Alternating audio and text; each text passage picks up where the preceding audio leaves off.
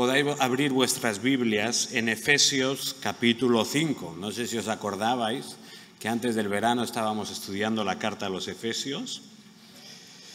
Y hoy vamos a empezar con el capítulo 5. Os animo que busquéis Efesios 5, versículos 1 y 2. Os voy a leer y luego pasaremos al tiempo de predicación. Dice así: Sed pues imitadores de Dios, como hijos amados, y andad en amor, como Cristo también nos amó y se entregó por nosotros en ofrenda y sacrificio a Dios como olor fragante. ¿Cuántos de vosotros habéis escuchado la frase en casa: no me imites? ¡Jo, me están imitando! ¿A alguien les suena? Supongo los que tenéis un hijo o más de un hijo, me parece que es algo que hemos escuchado, ¿verdad? Los que habéis trabajado en colegios, los que habéis estado incluso quizá en institutos, muchas veces escuchamos la queja, ¿verdad?, de que nos están imitando y no nos gusta. También si pues miramos las redes sociales, miramos las noticias, a veces vemos, o los programas de humor, vemos que la imitación muchas veces se usa para burlarnos de alguien, ¿no? A mí me sabe mal no poder hacer imitaciones de acentos, porque aún sería mucho más gracioso de lo que soy ahora, imaginaos. Pero, no, me sabe mal, pero hay gente que se le da muy bien imitar, ¿verdad? Y joder, es que está hablando y escucho a la otra persona, es que es clavado, o cómo clava el acento andaluz. Por ejemplo, Isabel, ¿cómo clavas el acento andaluz? Es impresionante esa capacidad que tienes de imitar el acento de Cádiz, ¿verdad? Bueno, vemos que la imitación muchas veces se usa, pues eso, para sacar cosas malas. Incluso hacemos burla porque imitamos sobre todo los defectos de otra persona, ¿verdad? Cuando alguien imita, mira, es que se cae una persona o dice una tontería, pues ya, cuando un político dice algo mal, estáis seguros que lo vamos a escuchar semanas y semanas, porque nuestro humor muchas veces se basa en que nos reímos de las imitaciones y de los errores de otros. Ahora, vamos a ver que la Biblia nos plantea algo totalmente distinto. La imitación en la Biblia es algo completamente radical, ¿verdad? Y me gustaría que empezaras esta mañana pensando: ¿a quién estás imitando tú en tu vida?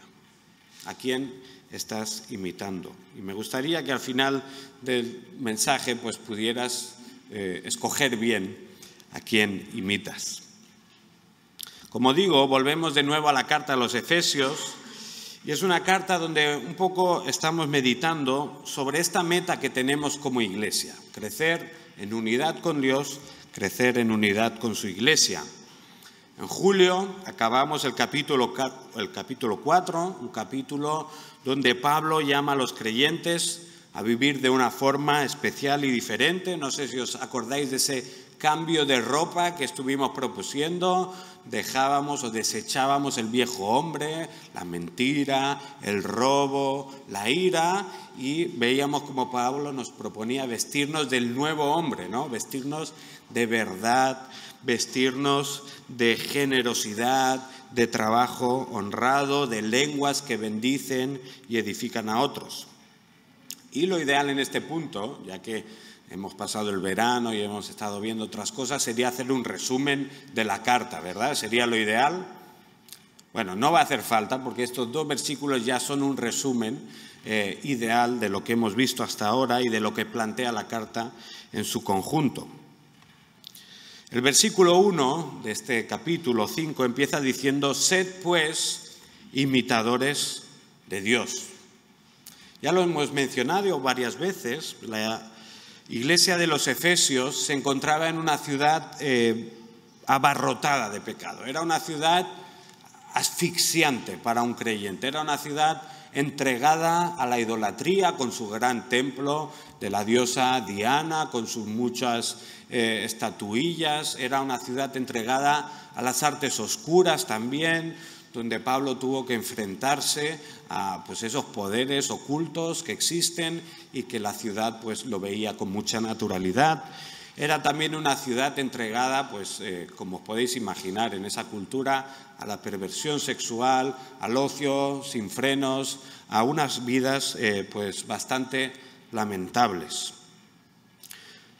Un cristiano en Éfeso pues, era algo que pues, cantaba más que, yo qué sé, una mancha de tomate en el vestido de una novia, eso todo blanco y ahí ves una mancha, pues así es como un cristiano se vería en la ciudad de Éfeso. Sería algo totalmente raro, algo que llamaría mucho la atención y algo que iría totalmente contra la cultura. Y quizá uno en esa época podría haber pensado que, bueno, la mejor forma de sobrevivir en Éfeso es camuflarse, hacerte pasar por los demás, ¿no? Hacer pasar que eres igual que los otros, así nadie te señalará y así nadie te podrá poner problemas para vivir tu vida cristiana, así nadie te señalará y no te sentirás mal, ¿no? Uno podría pensar que Pablo podría escribir a los efesios y decirles, oye, a ver, tampoco seáis tan radicales con vuestra fe, pues si participáis en algún banquete en honor de la diosa Diana, no pasa nada, vosotros internamente haced como que estáis en otro sitio, ¿no? O si vuestro jefe os hace mentir y estafar a la gente, Dios ya entiende que no tienes otra forma de vida, no te preocupes, no pasa nada, ¿verdad? Estad tranquilos. Este es el mensaje de Pablo. Bueno, tenemos claro que no, ¿verdad? Al contrario, capítulo 4, versículo 17, ya hemos leído que Pablo decía: esto digo pues y afirmo juntamente con el Señor, que ya no andéis así como andan también los gentiles. Luego en el capítulo 4 les está diciendo, despojaos del viejo hombre y vestíos del nuevo hombre. O sea que Pablo de ninguna manera está llamando a los efesios a, camúflate en la sociedad y así nadie te va a molestar, sino que está diciendo lo contrario, está diciendo, sed diferentes, vive una vida distinta. Y llegamos al capítulo 5 y vemos que el versículo 1 no solo confirma este llamado a ser diferentes a nuestro entorno, sino que además eleva este llamado a la máxima dificultad posible. Porque dice, sed pues imitadores ¿de quién? De Dios. Sed pues imitadores de Dios. ¿Cómo nos complica la vida Pablo aquí, no? ¿Sabéis que Pablo muchas veces escribía los unos a los otros, ¿verdad? Amaos los unos a los otros, soportaos los unos a los otros. ¿Por qué no pudo escribir imitaos los unos a los otros? ¿No sería nuestra vida más fácil? Mira, voy a imitar al pastor de la iglesia, que bueno, sí, habla mucho del Señor y eso, pero luego mira cómo se comporta en casa. Mira qué va haciendo por ahí por la calle. Ay, Señor, ¿por qué no me dejas imitar a ese hermano que hace unas oraciones tremendas en la iglesia, tan bonitas, tan preciosas, pero luego como que la ofrenda ya no le gusta tanto darla, ¿no? Entonces, mira, déjame imitarle a él, ¿no? O al revés, déjame imitar a ese hermano que solo hace que dar ofrendas a la iglesia, pero no viene en todo el año. Déjame imitarle a él. Nos gustaría, ¿no?, que quizá el llamado de la Biblia fuera un poco más sencillo, ¿no? Imitaos los unos a los otros. Así tendríamos un poco más de margen para dar rienda suelta a nuestra naturaleza pecaminosa. Pero, sin embargo, aquí Pablo nos complica la vida, o el Espíritu Santo nos complica la vida y dice, sed pues imitadores de Dios. Imitadores de Dios. Ay, qué pereza, ¿no? Qué complicado. Porque es fácil imitar a otros, pero imitar a Dios, eso es complicado. Imitar a un Dios santo, a un Dios perfecto, a un Dios justo, a un Dios sin mancha. ¿Cómo le vamos a imitar nosotros? Si nos miramos al espejo, si somos honestos con nosotros mismos, si nos miramos internamente, nos damos cuenta ¿Cómo vamos a poder imitar a Dios? Claro, esto va como digo muchas veces, en contra de nuestra tendencia natural, ¿no? Intentamos normalmente camuflarnos en nuestro entorno.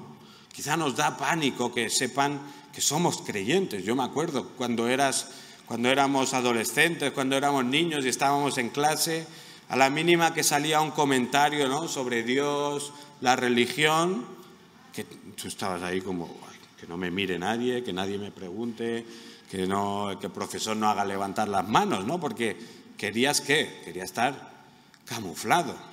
A veces también nos pasa, ¿no? En el trabajo están ahí los compañeros de trabajo machacando al jefe a sus espaldas. Es que mira que es corto y mira que le he dicho veces que haga esto, o mira que es rácano y no nos paga las horas.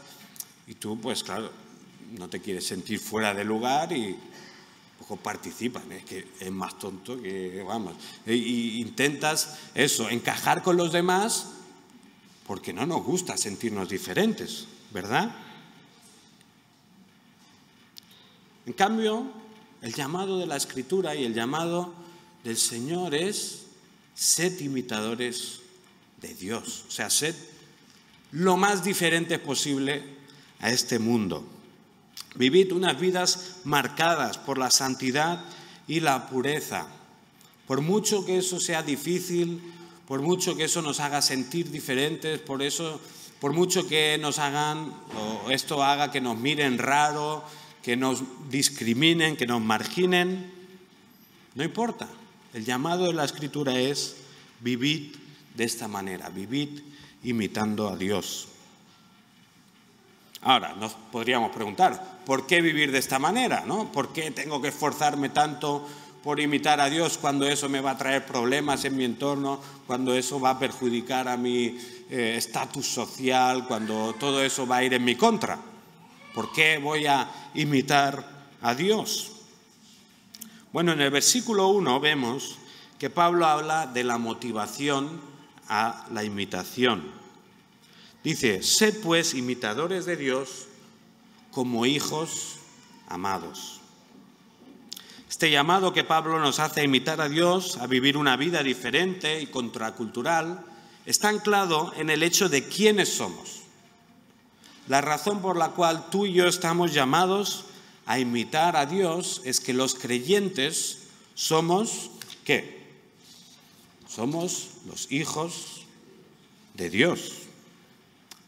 Bueno, ya de forma natural, en la naturaleza vemos que normalmente los hijos se suelen parecer a los padres, ¿verdad? Los hijos se suelen parecer a sus madres. Cuando un niño nace, ¿qué hacemos? Enseguida estamos diseccionando la cara, ¿verdad? Tiene las cejas de su madre, los ojos de su padre, los labios de la prima del pueblo y las orejas del perro del vecino. O sea, hacemos un collage porque nos gusta identificar a quién se parece. La mayoría de niños y bebés se parecen pues, a una patata arrugada. O sea, tampoco es que para mucho. Yo he tenido 3, pues bueno, lo podéis imaginar. Tampoco es que sea lo más bonito del mundo, pero sobre todo a los padres nos encanta ver a los recién, y a los abuelos ya ni lo digo, pero de forma natural vemos que los hijos, de alguna manera, se parecen a su ascendencia, ¿verdad? Se parecen a su origen, digamos, ¿no? Claro, en nuestro caso, si los creyentes somos hijos de Dios, necesariamente nos tenemos que parecer de alguna manera a Dios. Es lógico, ¿no? Si somos hijos de Dios, nos tenemos que parecer a Dios. Lo que no puede ser es que nuestro estilo de vida, nuestra forma de ser sean tan distintas a las de nuestro Padre que nadie se le ocurra que somos hijos de Dios. No sé si habéis tenido la desagradable experiencia de que alguien diga: pero tú eres cristiano. No me lo podía imaginar por la vida que llevas. Bueno, a veces puede ser un halago, ¿no? Porque tienen esa imagen, ¿no?, de cristianito como santito que, yo qué sé, que vive ahí aislado en una parte del mundo, no quiere contaminarse. Tú eres cristiano, parece bastante normal. En ese sentido, muy bien. Pero también tenemos que reconocer que a veces nuestra forma de actuar, las cosas que hacemos, no demuestran mucho que somos hijos de Dios, ¿verdad? Claro, esta idea que Pablo escribe en Efesios no es nueva. ¿Os suena de algún pasaje de alguien muy importante que dijo algo similar? No, Jesús mismo lo dijo, ¿no? En el sermón más importante que se conoce, el Sermón del Monte, ¿qué dijo el Señor Jesús? Mateo 5:48. Dice, por tanto, sed vosotros perfectos como vuestro Padre Celestial es perfecto. O sea, Jesús mismo, el Sermón del Monte, algún día lo estudiaremos, pero me da miedo porque es muy difícil, ¿verdad?, hacer todo lo que dice el Sermón del Monte. Es difícil llegar a ese estándar que Jesús está poniendo. Sin embargo, ahí Jesús, entre una de las muchas cosas que dice en ese sermón, dice, sed perfectos como vuestro Padre Celestial es perfecto. O sea, él apela a nuestra condición de hijos. Si somos hijos de Dios, estamos llamados a ser como nuestro Padre. Estamos llamados a ser como Él. Así que primera razón para imitar a Dios, somos sus hijos. Pero es que además, si volvemos al texto de Efesios, nos damos cuenta, es que no solo somos sus hijos, ¿verdad?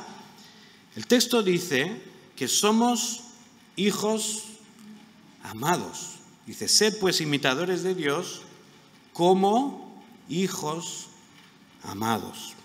Y esto nos conecta con todo lo que hemos visto en Efesios en los capítulos anteriores. En Efesios 1 hemos visto que los creyentes somos amados por Dios de una forma especial y única, que fue por el amor de Dios que fuimos escogidos desde antes de la fundación del mundo para ser adoptados en amor por Dios, para ser sus hijos amados. También hemos visto, ¿no?, cómo ese amor profundo de Dios fue demostrado a la hora de pagar el precio que pagó por nuestra salvación, esa sangre de Cristo.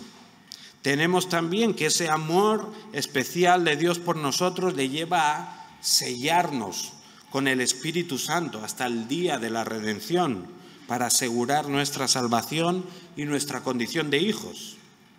Luego en el capítulo 2 hemos visto que a pesar de que éramos pecadores, que estábamos muertos en delitos y pecados, que merecíamos todos la condenación eterna, Dios nos salvó por gracia y nos regaló la fe y nos ha unido a Él mediante la cruz de Cristo. Ya en el capítulo 3 también hemos visto cómo Pablo nos ha mostrado que el amor de Dios por los creyentes es tan alto, tan profundo, tan largo, que es necesario pedirle ayuda a Dios para ni siquiera comprender ese amor. Tenemos que orar a Dios para, de alguna manera, poder comprender cuán grande es su amor por nosotros. Entonces, tenemos que imitar a Dios porque somos sus hijos, pero es que somos sus hijos amados. Si Dios nos ha amado de esta manera tan profunda, tan radical, tan intensa, la única respuesta coherente a toda esta información es que, como hijos, intentemos imitar a Dios, que tratemos de actuar como Él y tratemos de reflejar su naturaleza. Cualquier otra respuesta a eso es despreciar esa condición de hijos amados que Dios nos ha regalado. Voy a pedir, si alguien de atrás me puede traer un agua, por favor, que tengo la garganta un poco seca, y si no, se va a hacer muy largo y muy lento todo. Te animo entonces a que cuando te sientas tentado a camuflarte en este mundo, quizá es algo más prevalente en los jóvenes, pero no tenemos que negar que a todos nos pasa. Todos tenemos esa tendencia a pasar desapercibidos, ¿no? Creo que Eduardo le llama como a ser agentes secretos del reino de Dios. Eso no lo quiere el Señor. El Señor quiere que seamos como los cobradores del frac. Muchas gracias. que van así tan llamando la atención como lo que son, ¿no? En este caso, cobradores de franc. Nosotros también, con nuestra conducta, nuestra forma de vivir, estamos llamados a llamar la atención a nuestro entorno y a marcar la diferencia.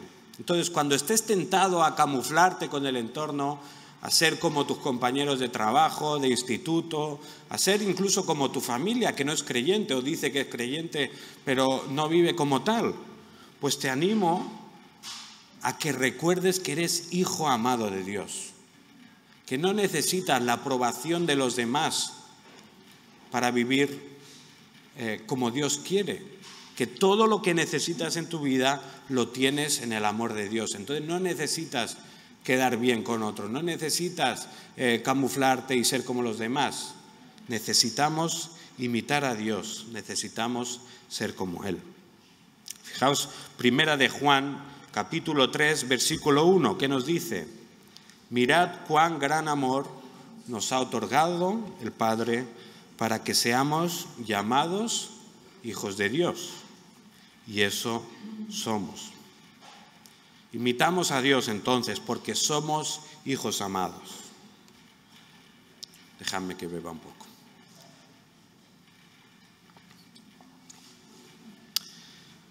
Ahora, cabe otra pregunta.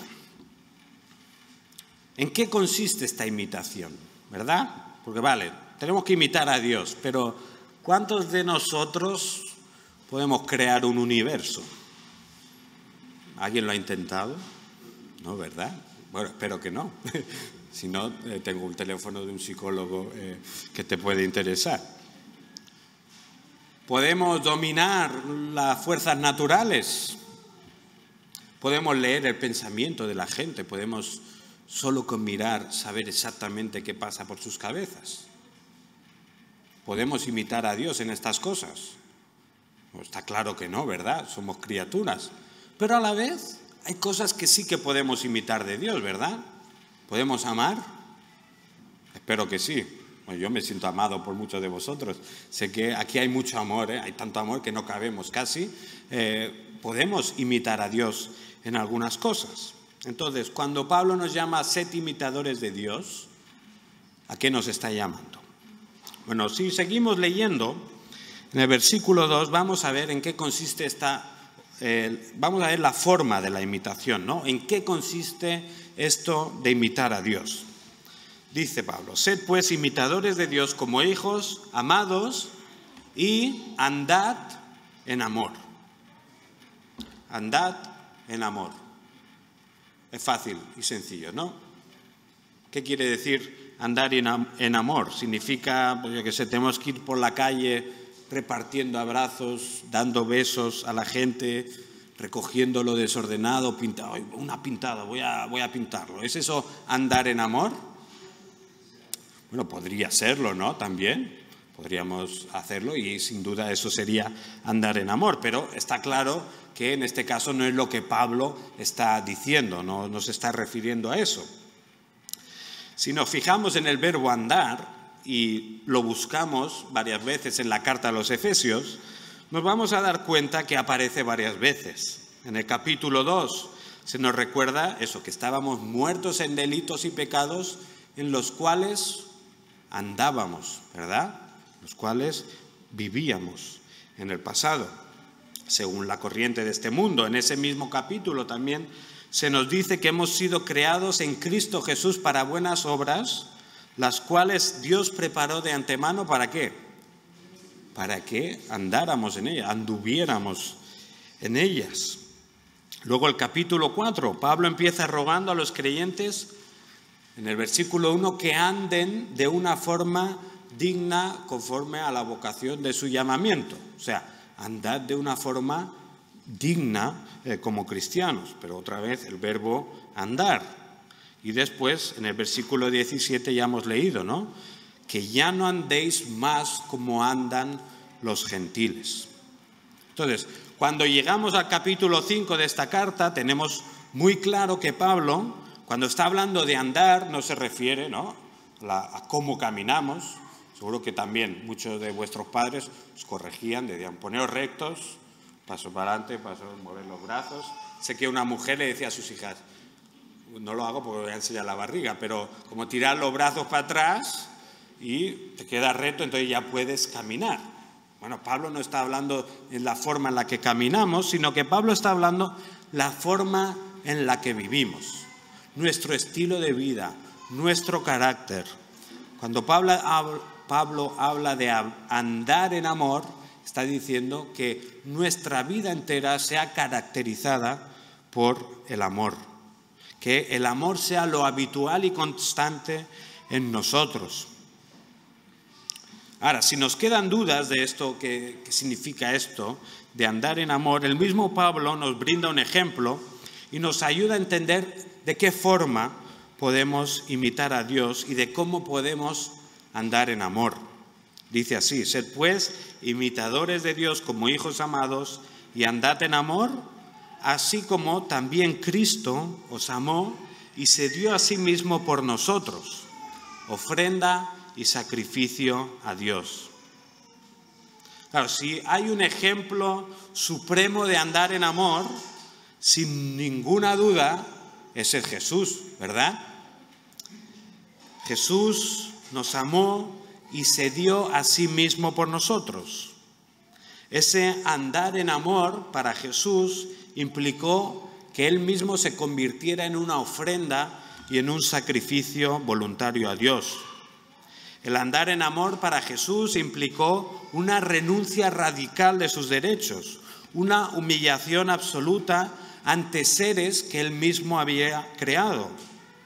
Andar en amor para Jesús significó poner la mira en los demás, buscar siempre hacer la voluntad de su Padre. También pensar en nosotros, pensar en lo que nosotros necesitábamos y no lo que Él necesitaba. Jesús no se reservó nada para sí mismo, sino Él no antepuso su dignidad divina, no, yo soy Dios, no tengo por qué hacer nada por esta gente perdida, sino que, como leemos en Filipenses, Jesús no estimó el ser igual a Dios como ¿qué? Como cosa a que aferrarse, sino que tomando forma de siervo, se despojó a sí mismo, y tomando forma de siervo y estando en forma de hombre, se humilló. O sea, para Jesús, andar en amor significó entregarlo todo, humillarse al máximo. El andar en amor de Jesús le llevó hasta una cruz, donde inmerecidamente Jesús muere como culpable de nuestros pecados, sufriendo la ira de un Dios justo y santo.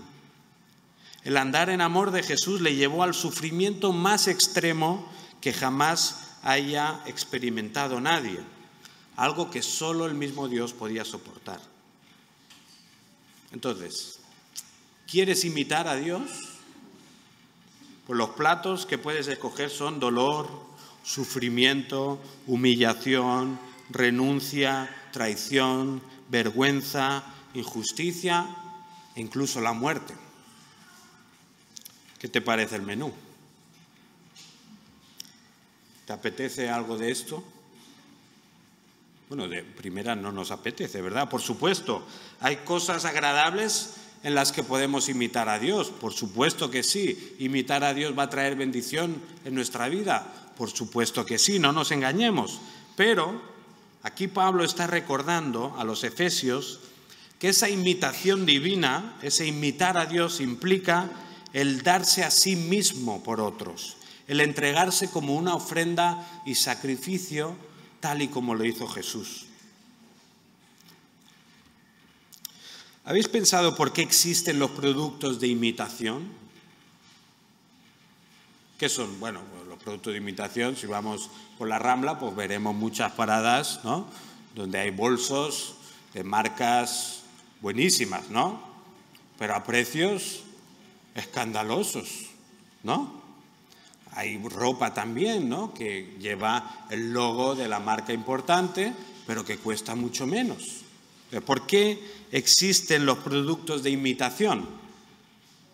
Bueno, porque no todo el mundo está dispuesto a pagar lo que cuestan los productos de imitación, ¿no? No todo el mundo tiene los recursos para pagar esos productos de alta gama, ¿no?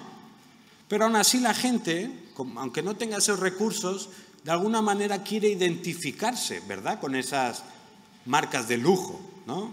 Me voy a comprar un polo aquí con el logo de Polo Ralph Lauren bien grande, que la gente sepa que yo lo valgo, ¿no?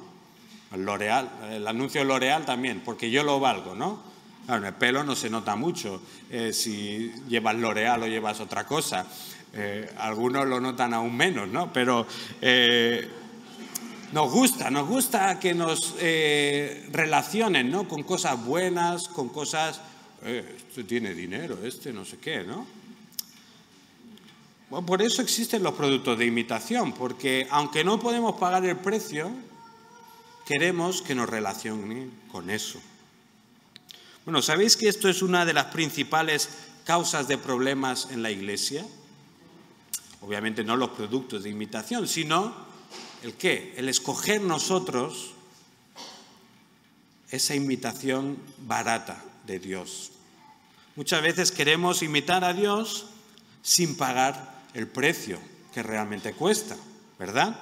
Muchas veces queremos que piensen que somos religiosos, ¿no? Que piensen que somos buenas personas, entonces voy a la iglesia, a unas oraciones preciosas, o me he visto bien guapo, vengo puntual, doy el sobre ahí para que todo el mundo vea que estoy ofrendando, ¿no? Nos gusta que nos identifiquen como personas espirituales, pero a veces no estamos dispuestos a pagar el precio que realmente implica la imitación a Dios. Entonces, claro, hacemos todas estas cosas externas, pero luego en casa, ¿cómo hablamos a nuestros esposos, a nuestras esposas? ¿Cómo criamos a nuestros hijos? ¿Cómo tratamos a nuestros jefes o a nuestros subordinados? Claro, si queremos imitar realmente a Dios, tenemos que estar dispuestos a pagar un precio. ¿Y qué pasa? Pues que el mundo ve cómo imitamos a Dios o cómo tratamos de hacerlo. Y ven que si nos fijamos solo en las cosas superficiales, pues no somos más que una imitación barata que pues realmente no es imitación de Dios. Podemos estar enfocados en imitar las cosas externas que nos identifican con Dios, pero olvidarnos de imitar a Dios en nuestro ser interior, de imitar a Dios donde realmente importa, ¿no? A veces dejamos que nuestra vieja naturaleza tome el control. A veces notamos, ¿no?, alguien ha atentado contra nuestro honor. Y, tengo que defender mi honor porque yo soy quien soy y no sé qué. Y entonces acusamos a la otra persona, nos enfadamos, nos indignamos, en vez de imitar a Dios, imitar a Jesús, que fue, pues, ¿qué?, humillado completamente, ¿no? A veces, sí, creemos estar imitando a Dios, ¿no? Hacemos muchas cosas bien o creemos que hacemos muchas cosas bien, pero luego nos pasamos la vida reclamando derechos, ¿no? Es que los demás tienen que estar por mí, es que los otros tienen que llamarme, es que los otros tienen que invitarme a comer, los demás tienen que cuidarme, los otros tienen que cubrir todas mis necesidades. Nos pasamos la vida reclamando derechos. Ahora, ¿estamos imitando a Jesús o estamos imitando a Dios cuando hacemos eso? ¿Qué derechos estaba reclamando Jesús en la cruz? ¿Qué derechos estaba reclamando Jesús cuando se dio a sí mismo por amor a nosotros?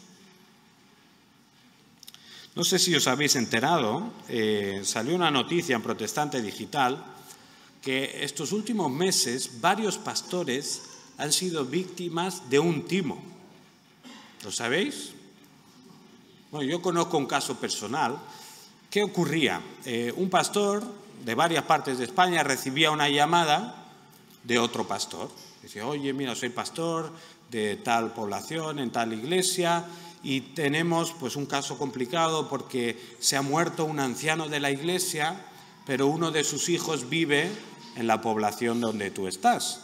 ¿Y qué pasa? Pues que este hijo no tiene medios para venir al funeral, no puede pagarse nada. Entonces, por favor, tú podrías prestarle algo de dinero, ya te lo devolveremos. Claro, pues el pastor impresionado, pues le dan el número de teléfono, llaman a ese joven, entonces pues hablaban con el joven y el joven decía, bueno, que era alguien que se había apartado de la fe, pero que él había vivido, que él había sido cristiano, y entonces hablaba de tantas cosas de la Iglesia, hablaba de gente que conocía en la Iglesia, te explicaba el Evangelio perfectamente, y lo hacía de tal forma que es creyente, que no, esto no se lo puede estar inventando, es verdad. Bueno, ¿qué pasaba? Pues después, cuando ya el pastor le daba el dinero, al siguiente día, pues llamaba al pastor que le había llamado antes, se daba cuenta que no era ese teléfono, o sea, que nadie cogía el teléfono, que no era. Entonces, investigando, descubren que alguien está llamando en nombre de un pastor que no es ese pastor y que está engañando a otros pastores. ¿Cómo? Pues haciéndose pasar por alguien que sabe, por alguien que tiene un lenguaje evangélico, por alguien que domina nuestro mundo, pero que realmente, ¿qué está haciendo? Está timando al pastor. Pero esto ha ocurrido en varios sitios de España, pero nos sirve a nosotros hoy para darnos cuenta de que si nosotros tratamos de vivir la vida cristiana enfocándonos en lo superficial, al final no somos diferentes de este timador. Si nuestra imitación de Dios se basa solo en lo externo, ¿no?, en lo que los otros pueden ver, pues casi que nos podríamos llamar timadores espirituales, porque podemos estar engañando a los demás, pero a Dios no lo engañamos, ¿verdad? Entonces es importante que nos demos cuenta que tenemos que imitar a Dios de una forma íntegra, de una forma completa, no solo en lo que otros pueden ver, sino en un andar en amor como Jesús lo hizo. Jesús se dio a sí mismo por amor a nosotros y se entregó como una ofrenda y sacrificio a Dios, y ese andar en amor es lo que estamos llamados a imitar nosotros también. La pregunta entonces que te tengo que hacer esta mañana y que me tengo que hacer a mí mismo: ¿estoy dispuesto a imitar a Dios hasta ese punto? ¿Estoy dispuesto a andar en amor aunque eso implique dolor y humillación? Cuando alguien en el trabajo hable mal de nosotros y nos deje mal ante nuestros jefes, ¿vamos a responder haciendo lo mismo que esa persona? ¿O vamos a ser perdonadores y compasivos, explicando la verdad a los jefes, pero sin deseos de venganza? Cuando tus hijos ya adultos te falten el respeto o no te presten la atención que crees que mereces, ¿vas a estar promulgándolo a los cuatro vientos? ¿Vas a estar quejándote a todo el mundo del gran mal que te han hecho? ¿O vas a imitar a Jesús andando en amor y olvidándote de tu reputación? Aquí mismo en la iglesia, ¿vas a vivir para destacar, para que otros te reconozcan, para que otros sepan lo muy bueno que eres? ¿O más bien vas a estar pensando en siempre cómo voy a servir a los demás? ¿Cómo voy a ayudar a otros a crecer en la fe, aunque eso para mí implique una renuncia, aunque pierda tiempo, aunque pierda energías, aunque pierda la paciencia incluso? También en Primera de Juan leemos, capítulo 2, versículos 4 al 6, dice: el que dice yo he llegado a conocerle y no guarda sus mandamientos es un mentiroso y la verdad no está en él. Pero el que guarda su palabra, en él verdaderamente el amor de Dios se ha perfeccionado. En esto sabemos que estamos en él. El que dice que permanece en él debe andar como él anduvo, ¿verdad? Tenemos que imitar a Dios porque somos sus hijos amados, pero tenemos que recordar que esa imitación no es una imitación fácil, barata, superficial, sino que esa imitación a Dios implica renuncia, implica humillación, tragarnos el orgullo. Tenemos que andar en amor como Jesús mismo andó en amor. Ahora, no quiero desanimar, porque parece, si me quedo aquí el sermón, es como, pues no tengo ganas de imitar a Cristo, es que vaya animador estás hecho. Entonces, dejadme que acabemos con unas palabras de estos versículos que nos recuerdan los resultados de imitar a Dios, los resultados de imitar a Cristo. Si nos fijamos en el versículo 2, vamos a ver que imitar a Dios al final lo que produce es algo maravilloso, algo estupendo, algo que sería impensable para personas como nosotros. Versículo 2 dice: «Sed pues imitadores de Dios como hijos amados, y andad en amor, así como también Cristo os amó y se dio a sí mismo por nosotros, ofrenda y sacrificio a Dios como fragante aroma». Como fragante aroma. Después de la descripción del ejemplo de Cristo, que fue una ofrenda y sacrificio a Dios, se añaden estas dos palabras que traducimos como fragante, aroma o olor fragante. Estas dos palabras describen el efecto que el sacrificio y ofrenda de Jesús produjeron al Padre. Es decir, esa entrega máxima de Jesús, ese darse a sí mismo por nosotros, fue algo que agradó al Padre, algo que le complació. Este es el lenguaje que se usaba en el Antiguo Testamento para hablar de los sacrificios. Perdón.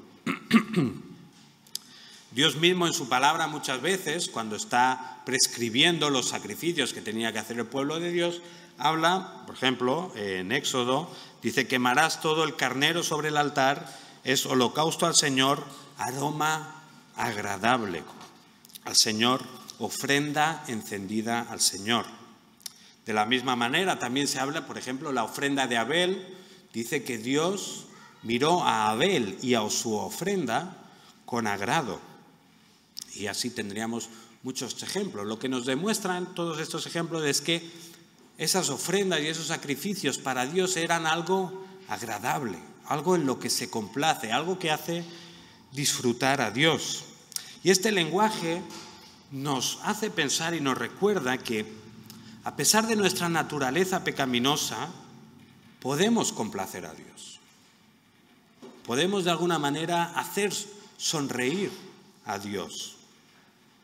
Algunos prefieren pensar como en un Dios lejano, ¿no? Como en un juez que está en el cielo y que está mirando con lupa cada cosa que haces, cada pensamiento que tienes, y está como ahí a punto de disciplinarte por hacerlo mal, ¿verdad?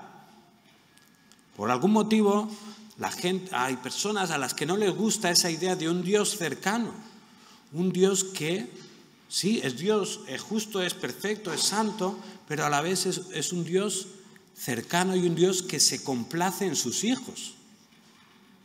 Y es alucinante pensar que nosotros, que nos conocemos todos aquí, ¿verdad? Sabemos lo poco que damos la talla delante de Dios, a pesar de eso, podemos complacer a Dios. Dios puede estar contento con nosotros. Dios se alegra de esas ofrendas y esos sacrificios que hacemos por Él. El mensaje de la Biblia no es que tenemos un Dios ahí enfadado y un Dios que está buscando castigarnos completamente, sino el mensaje de la Biblia es que tenemos un Dios que quiere tener una relación con nosotros. Un Dios que se ha acercado a través de la persona de Jesús, pero que es un Dios que podemos tener una relación, podemos complacerle, podemos agradarle con nuestra vida. Y aunque somos imperfectos y nos equivocamos y seguimos luchando con nuestra vieja naturaleza y seguimos cayendo en pecado, a pesar de todo eso, podemos complacer al Dios santo, perfecto, creador de todo el universo. Es maravilloso, ¿verdad? Es impensable, es ilógico que podamos hacerlo, pero es lo que la Biblia enseña. Entonces, cuando vivimos imitando a Dios, cuando nos sacrificamos por los demás, cuando nos sacamos del centro de nuestra vida, ponemos allí a Dios y empezamos a vivir para otros, aunque lo hagamos de forma imperfecta, eso es un aroma agradable, es un olor fragante al Señor. Entonces, Dios es ese Padre celestial que se goza en sus hijos. Dios disfruta de vernos crecer, de ver cómo nos esforzamos por imitarle. ¿Y por qué se gozan eso? ¿Lo habéis pensado? ¿Por qué a Dios le agradan estos sacrificios? ¿Por qué a Dios le gusta vernos esforzarnos por ser santos? ¿Y por qué se describe como olor fragante? ¿No os pasa que cuando llega la hora de comer y están cocinando en casa, empezáis a oler la comida y en general os apetece, ¿no? Qué bien, voy a comer tal cosa, ¿no? El olor que te llega ya te hace anticipar ¿el qué? La comida, ¿no? ¿Cómo te vas a saciar? Encima te vas a saciar disfrutando de la comida que hay. Lo que pasa con nuestros sacrificios y ofrendas a Dios de alguna manera es similar o paralelo a este efecto. Porque cuando nos sacrificamos por Dios, cuando vivimos para Él, cuando vivimos imitándole y hacemos estas ofrendas vivas a Él, esto llega como un olor fragante a Dios. ¿Y qué le recuerda ese olor fragante a Dios? ¿O a qué está apuntando este olor fragante? Bueno, a la relación que un día podremos disfrutar ya de una forma completa y perfecta. A la consumación del plan de Dios al fin de la historia, donde todos sus hijos amados estarán con Él y ya viviremos una vida perfecta, viviremos una vida sin pecado, una vida sin lucha, sin lágrimas, sin sufrimientos. Entonces, todo lo que nosotros vamos haciendo en nuestra vida, todos esos esfuerzos por imitar a Dios, al final, de alguna manera, recuerdan a Dios o anticipan a Dios esa comunión perfecta que tendrá con sus hijos un día.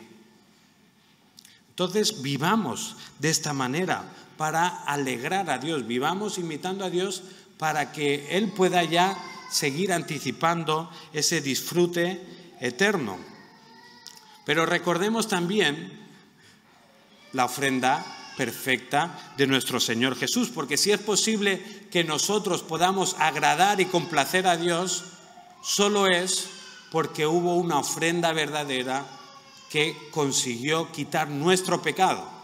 Sabéis que nuestro pecado nos separaba de Dios, nos impedía tener esa comunión y relación con Dios, que gracias a Jesús, gracias a que Él tomó nuestro pecado, lo borró, ahora sí que podemos disfrutar. Ya lo empezamos a disfrutar de una forma así a medias, pero llegará el día donde disfrutaremos de esa relación de una forma completa. Romanos 12:2 dice: por lo tanto, hermanos, tomando en cuenta la misericordia de Dios, os ruego que cada uno de vosotros en adoración espiritual ofrezca su cuerpo como sacrificio vivo, santo y agradable a Dios. Te animo a que dediques tu vida a imitar a Dios, que el pensamiento que gobierne tu vida las 24 horas sea: quiero imitar a Dios de una forma verdadera, de una forma profunda. Vamos a orar al Señor y vamos a pedirle que nos ayude a hacerlo, porque como vemos no es fácil.